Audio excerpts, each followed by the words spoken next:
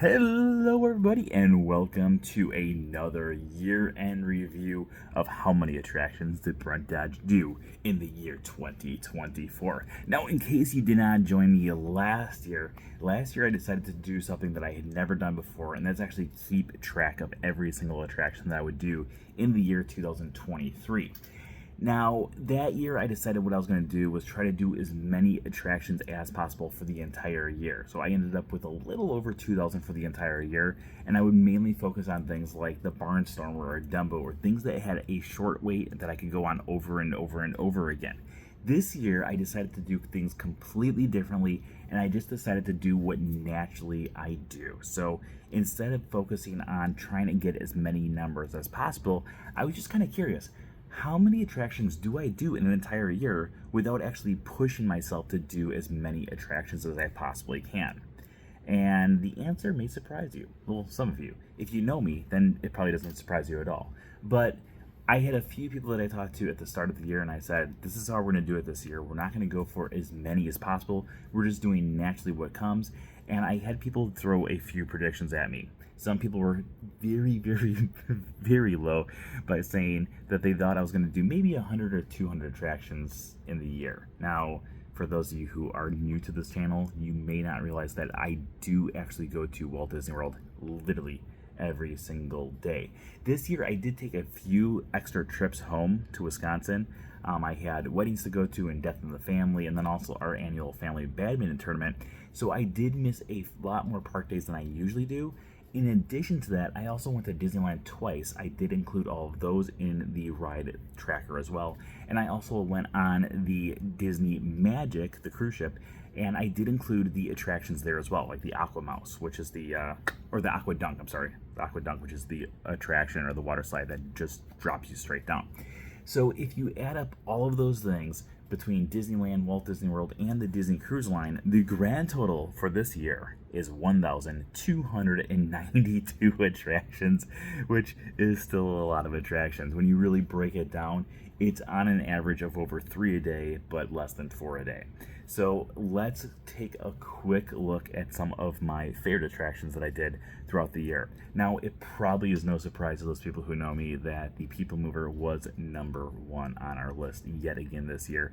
Last year we broke 200, and this year we literally landed on 200. We did exactly 200 rides on the People Mover, which, if you break it down, if I just go on the People Mover consecutively without having it stop at all, that means I spent 33.33333 hours of 2024 on the People Mover. So literally over a day, a full day of the year 2024, I was sitting on the People Mover chair, which I think is pretty funny. In addition to that, obviously, I just released my 5th book, A Closer Look at the Animal Kingdom's Dinoland USA.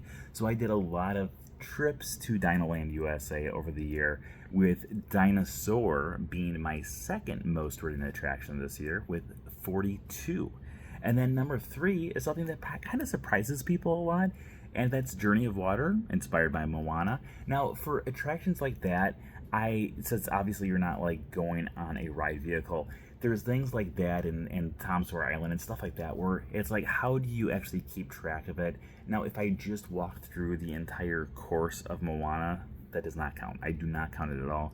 I have to spend at least 10 minutes in the attraction, or in the case of something like Moana, I have to go and do at least 3 of the interactive features while I am there. If I do not do 3, I do not count it. If I'm not there for 10 minutes or more, I do not count it as well. So I do put time limits on things like that.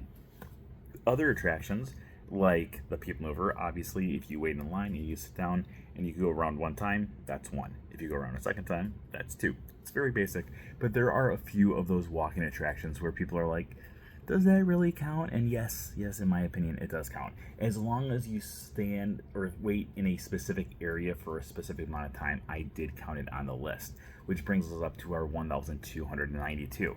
Now, the most done attractions in every single park is obviously People Mover, Journey of Water, Dinosaur. Over at Disney's Hollywood Studios, it is the same rules where I have to spend a specific amount of time in the building, or I have to watch the movie, and that brought One Man's Dream to the first place in Disney's Hollywood Studios with Star Tours being very close behind, but not quite there. In addition to that, if you go to the other side of the coast, or not the coast, of the country, over to Disneyland, our number one attraction in California Adventure was Web Slingers, the Spider-Man attraction, which really surprised me. I did not think that was going to be my number one, because that actually is not my favorite attraction at California Adventure. Actually, it's not even like my top 4 or 5. So I'm surprised it was there, but I did have really good luck with that attraction when I was out there and getting in line and having a very short line almost every single time. So that is why it got up to 8 times over there. In addition to that, over at Disneyland Park itself, it should be no surprise to most people out there who know me, but Mr. Toad's Wild Ride did claim the first place, just barely.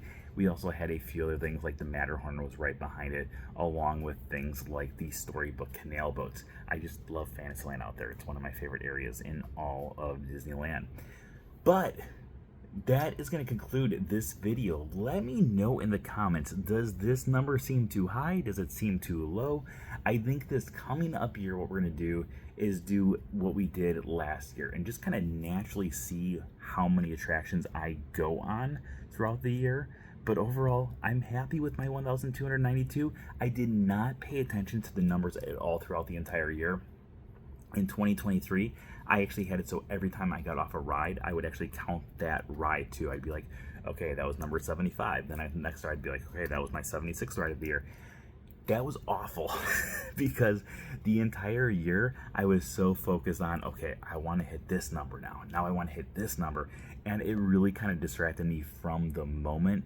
This year, it was really nice to just kind of go natural, but now at the same time, because I did not add it up until literally 5 minutes before I started doing this video, and now I see that I was 8 away from 1,300. I was like, oh man, I could have hit 1,300, but I didn't. So I am going to try to do the way that I just did it this year as well, and have it so it's just all natural. I have no idea what numbers we're doing, but we'll see. I'm also trying to figure out if there is some sort of crazy challenge that we can do, kind of like we did in 2023. But at the same time, my YouTube numbers have been going up so rapidly that we couldn't do the same crazy challenge that we did in 2023, because in 2024 there were days where we're getting over 100 subscribers, and it's kind of tough to stay at that 100 attractions to meet the 100 subscribers mark that we're trying to do the previous year. So let me know in the comments if you think of, or if you can think of any crazy challenge that we might be able to do again with our ride counts. But of course, in the meantime, as always, if you're not already subscribed to this channel, make sure you subscribe, and we will see you once again tomorrow. Oh yeah.